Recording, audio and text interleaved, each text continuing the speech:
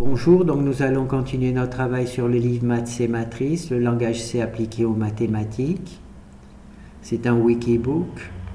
On travaille avec dans le chapitre Gauss-Jordan, Total Pivoting. Alors on va voir petites études. Alors on a déjà vu les deux premiers fichiers, donc on va s'attaquer au troisième.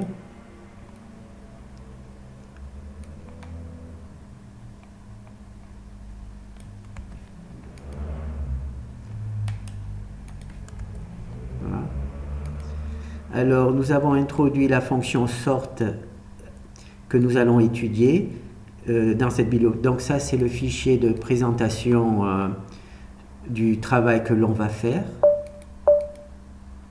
Donc voilà. On vérifie juste que cela fonctionne.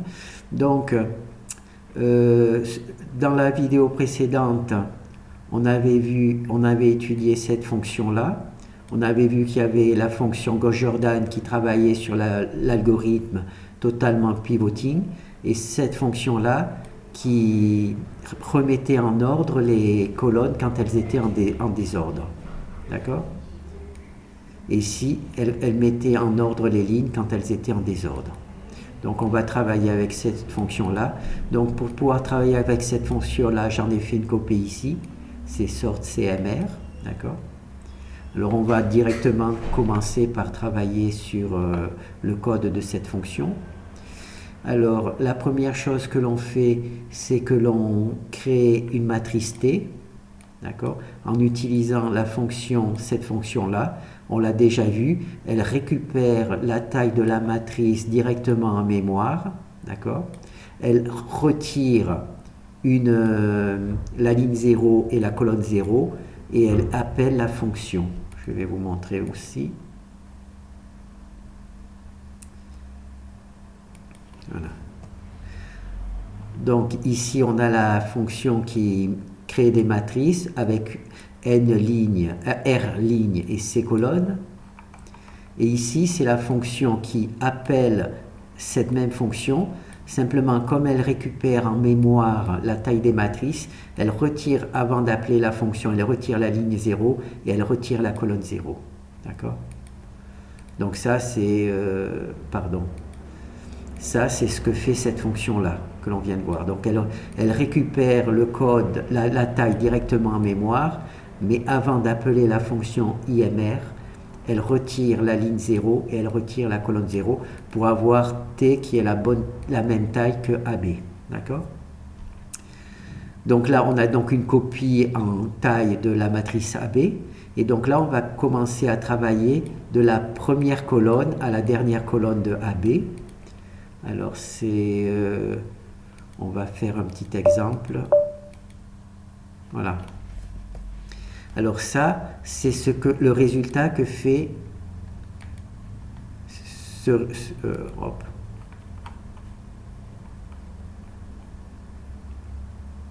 c'est le résultat que fait cette fonction-là, d'accord? Voilà, on le met ici. Là, on voit qu'on a bloqué les deux fonctions qui suivent. On obtient donc ce résultat-là, qui est celui-là. Alors, on a la matrice dont les colonnes ne sont pas dans le bon ordre. D'accord? Là, je ne vous redonne pas les explications pour cette partie-là, parce qu'on l'a vu dans la vidéo précédente. Mais les colonnes ne sont pas en ordre, parce que j'ai neutralisé cette fonction-là, la fonction qui permet justement de la mettre en ordre. Donc maintenant, on va étudier cette fonction-là. Alors, comme je vous l'ai expliqué, on crée d'abord une matrice T qui est en taille l'équivalent de AB, d'accord? Et on va commencer par la première colonne, d'accord? Donc ici, on va mettre, où c'est qu'on met la première colonne? Ben ici, on va commencer par la première colonne, d'accord, de AB. On va voir la première colonne. Alors, dans la première colonne ici, on va donc copier cette première colonne. Et où c'est qu'on va la copier, cette première colonne dans T? Eh bien ici, dans la troisième colonne de T. Première colonne de AB va être copiée dans la troisième colonne de T. Et comment on fait à récupérer cette valeur-là? Tout simplement ici, AB, ligne 0, colonne 1. AB, donc c'est notre fonction AB, ligne 0, ici, colonne 1, on récupère ici 3. Donc ici, il va y avoir 3.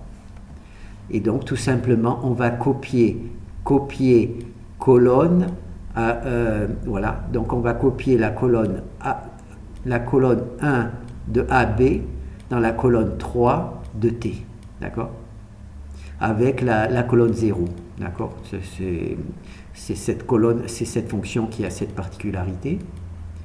Donc maintenant, on va passer à 2, là il y a incrémentation, d'accord, donc on va maintenant travailler sur la deuxième, donc là je supprime, là on va travailler sur la deuxième colonne de AB, d'accord, on travaille sur la deuxième colonne de AB, je vais peut-être faire récupérer. Donc là on va travailler dans la deuxième colonne de AB. Alors dans la deuxième colonne de AB, c'est celle-là, d'accord, et on va copier la deuxième colonne de AB dans la cinquième colonne de T. Comment on fait à récupérer? Ici, la deuxième colonne, on va dans la ligne 0 et dans la deuxième colonne de AB, on va dans la ligne 0 et dans la deuxième colonne de AB, il y a 5. Donc ici, il va y avoir 5. D'accord?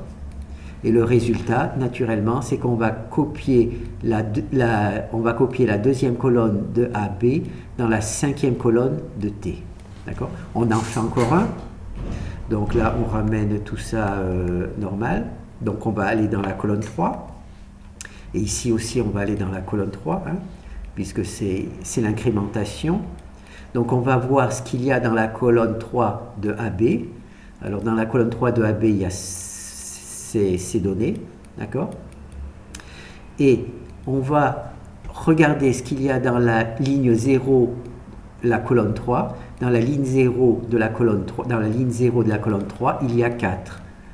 Donc on va mettre ici 4. Donc on va copier la troisième colonne de AB dans la colonne 4 de T, d'accord? Et c'est comme ça que les choses se passent. Et ainsi de suite, et ainsi de suite, et ainsi de suite. D'accord? Donc là, c'est la fonction sort C qui fait ça. C'est la boucle for, toute cette boucle for. Bon, je vais remettre le code correctement. Hein. Voilà. Donc là, c'est bon. Oh là, je suis allé trop loin. Oh, c'est pas vrai. Qu'est-ce que j'ai fait?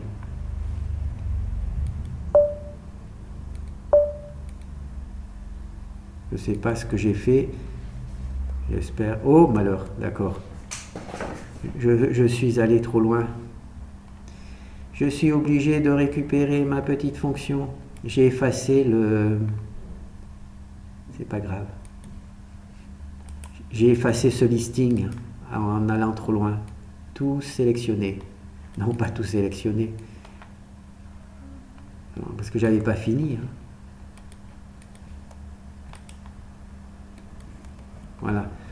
Donc là, je retrouve ma fonction. Là, c'est le prochain listing. Donc là, on a créé notre matrice T. D'accord. On a installé la matrice AB dans T avec toutes les colonnes dans le bon ordre. D'accord. C'est la boucle for qui fait ça. Et ensuite, nous, on ne veut pas conserver la matrice T. On va recopier tout simplement cette matrice T dans AB. Et ensuite, on détruit la matrice T. D'accord? Et AB ressort. D'accord? Donc là, c'est la fonction qui copie la matrice T dans AB, mais attention, elle copie avec la ligne 0. Normalement, on ne copie pas la ligne 0. D'accord? C'est la fonction qui copie, c'est ça. Mais là, c'est exceptionnel, on copie la ligne 0. D'accord? Donc là, c'est bon, hein, je pense qu'on a vu l'essentiel. Hein. Voilà. Donc maintenant, ce que l'on va faire, c'est voir la présentation. Là, c'est la présentation que je vous ai expliquée. Maintenant, on va voir le visuel de ce travail. Alors, c'est cette partie-là.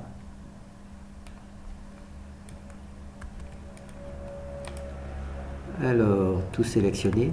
Alors, je ne vous ai pas présenté le visuel directement parce qu'ici, la fonction sortC, elle est remplie de code qui permet de visualiser les choses. Donc on perd un petit peu le code.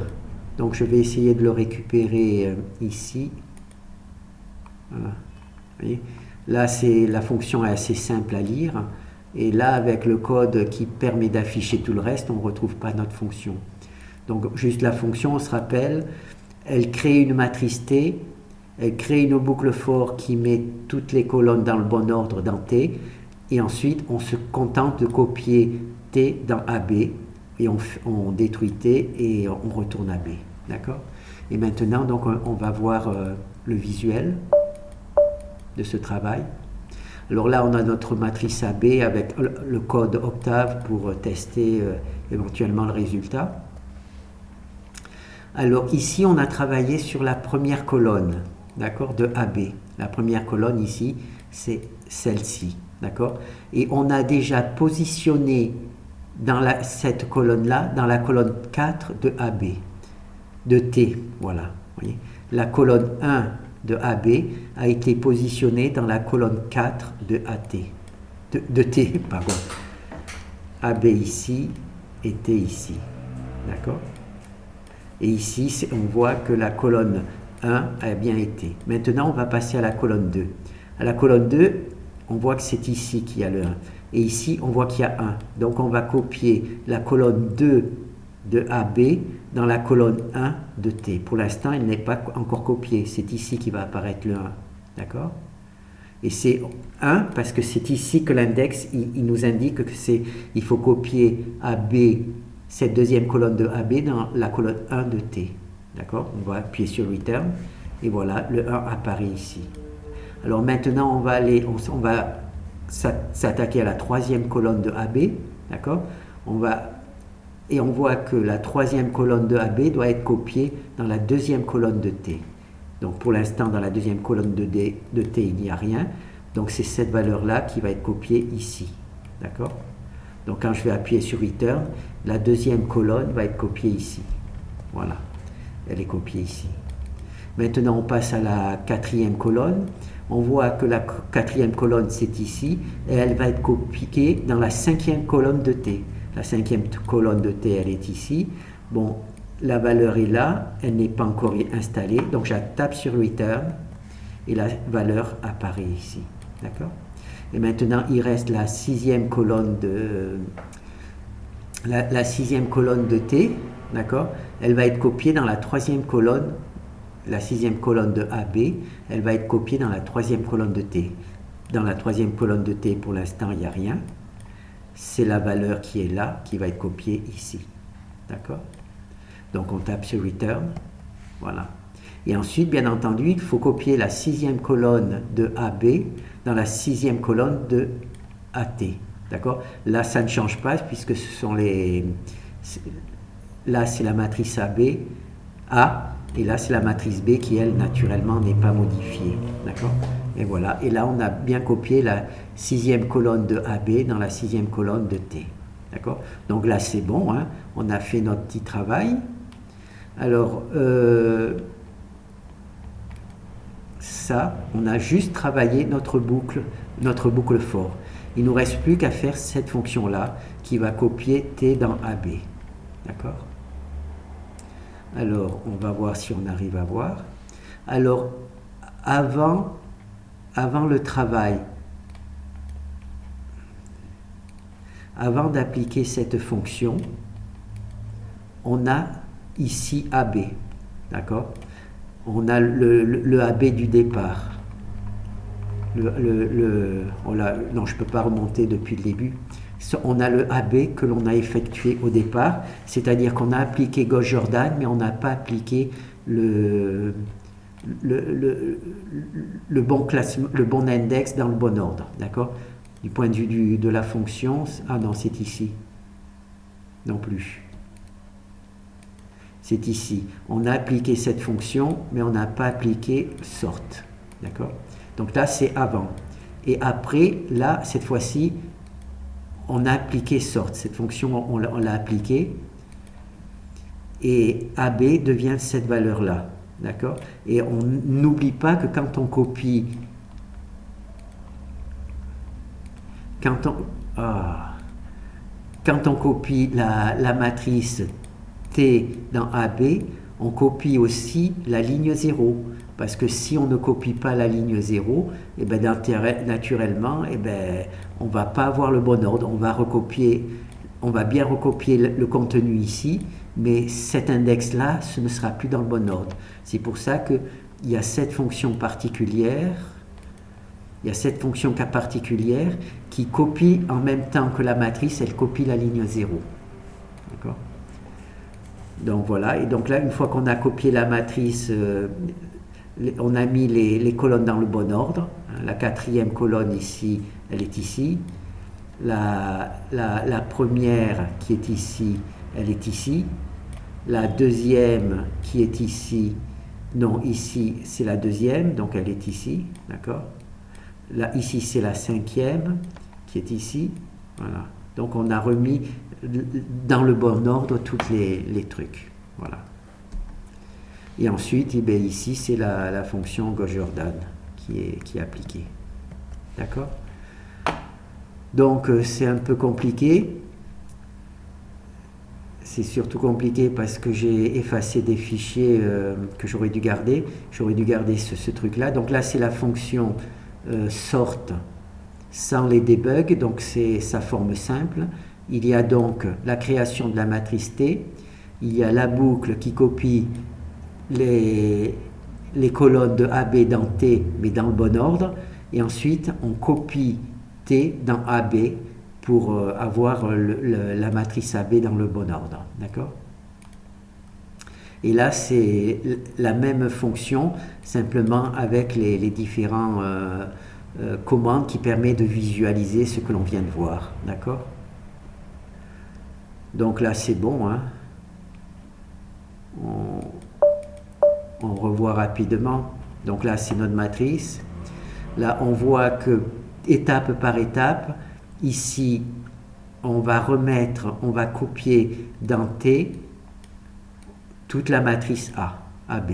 D'accord? On va copier dans T toute la matrice AB, simplement en mettant ici, donc, la première colonne, on va la mettre ici, elle y est déjà. Hein. La première colonne, on va être mis dans la colonne 5 de T. La colonne 3, bon, on peut le faire. La colonne 2 de AB va être mise dans la colonne 3 de T, donc elle va être ici. Voilà.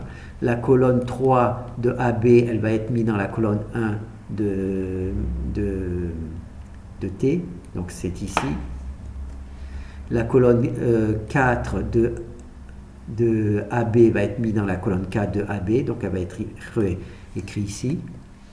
Et la colonne 5 de AB va être mise dans la colonne 2 de T. Donc la colonne, voilà, elle va être ici. D'accord? Voilà. Et là, on a mis, et il ne faut pas oublier naturellement de mettre la colonne 6 de T dans la colonne 6 de T. Là, c'est normal. Et voilà. Et là, on a remis en ordre dans T les colonnes. Et ensuite, eh bien, ce qu'il faut, c'est juste copier T dans AB. Puisque là, AB, c'est dans le désordre. Alors, là, on avait AB dans le désordre. Ça, c'est la truc de AB. D'accord? On voit que les index ne sont pas dans l'ordre. Et maintenant, après la fonction copie, oh là, elle est un peu perdue, cette fonction copie, elle est ici. On copie T dans AB avec la ligne 0.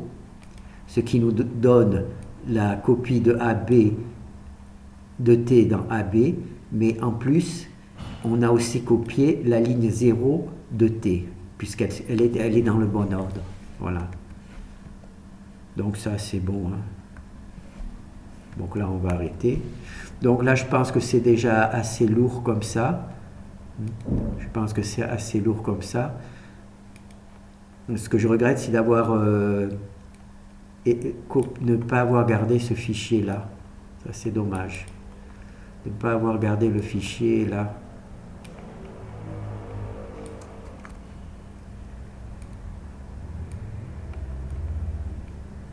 Alors fichier nouveau, voilà, fichier enregistré sous, C00C.C. Alors, document CR. Voilà.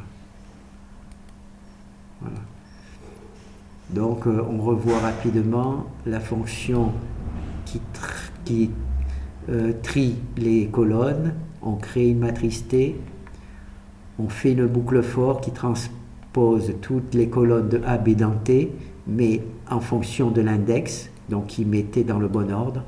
Ensuite, on copie simplement T dans AB, on détruit T et on retourne AB. Voilà, je pense que ça devrait être bon. Merci.